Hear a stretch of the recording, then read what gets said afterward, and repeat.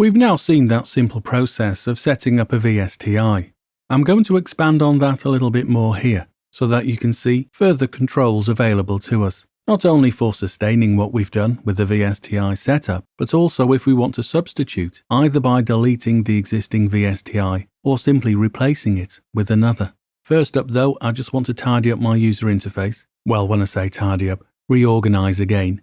I'm going to move my browser from down here. I want to redock it over at the default at the right hand side. And I'm going to collapse my panels here, the inspector at the left hand side. I'm just giving us more room. So here's that MIDI track that we set up, this electric piano. Now you could leave your default settings as they are, and each time that you want to either import a MIDI file and have it played back, or perhaps more importantly, setting up your routing, your inputs and outputs, and any MIDI through as well.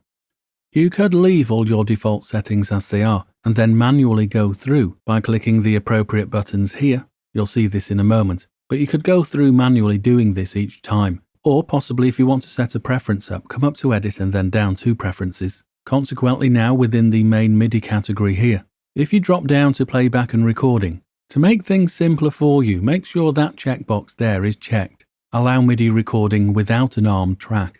This will mean you don't have to arm your track first of all, prior to doing a MIDI recording. This will be done automatically for you. Every time you've got that particular track selected, and then hitting the record button, not the record enable button or the arm record button, but the record button, then set like this, pre-arming the track is taken care of for you. I would also have this checkbox checked as well. Always echo current MIDI track, and that will mean you'll automatically be able to hear what gets played. Okay, I'll come out of there. Now, in the previous tutorial, we saw how easy it is to use a preset that comes with the VSTi, but what I would like to do is import one of my own MIDI files so that that generated MIDI file will play this synth. So, come up to File, drop down to Import, fly out and then choose that bottom option, MIDI. You only need now to navigate to where a particular MIDI file is that you've already got generated, and utilize that so that whatever those notes are gets played using the sound source set up by the VSTi that you've got running.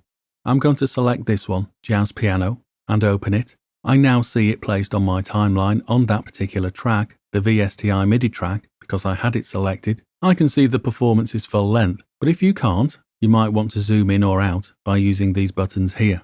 Now, just to give me some even more room, I'm going to collapse the console out of view. Remember how we do it? Well, one way is by clicking down here. Now, if I actually want to play through live, as it were, with a hooked up MIDI keyboard, I need to ensure my inputs and my outputs are set up correctly. In actual fact, I'm not going to for the moment. I only want to use this MIDI file to play back, but I'm just showing you this so that if you do want to connect a MIDI keyboard so you can play live, as it were, into Sonar, then you would set up here. You could set your input, first of all, to all inputs, and then set it to MIDI Omni, and this will mean no matter what MIDI channel that you've got your track set at, it will always work. There are those other choices below if you want to be more specific, running from MIDI channel 1 down to the final MIDI channel available, channel 16.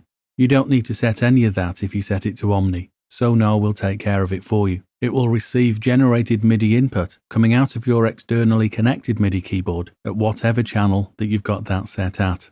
Now, to be able to hear playback, make sure your output is set up as well. This should be done by default. Here I've got it set to this driver for convenience, but you can see those other options as well below if you want to change it for any particular reason. Anyway, that's really setting up for when you want to play live into it. For this particular tutorial, we're just going to play back this MIDI file that I've imported. Let's have a quick listen.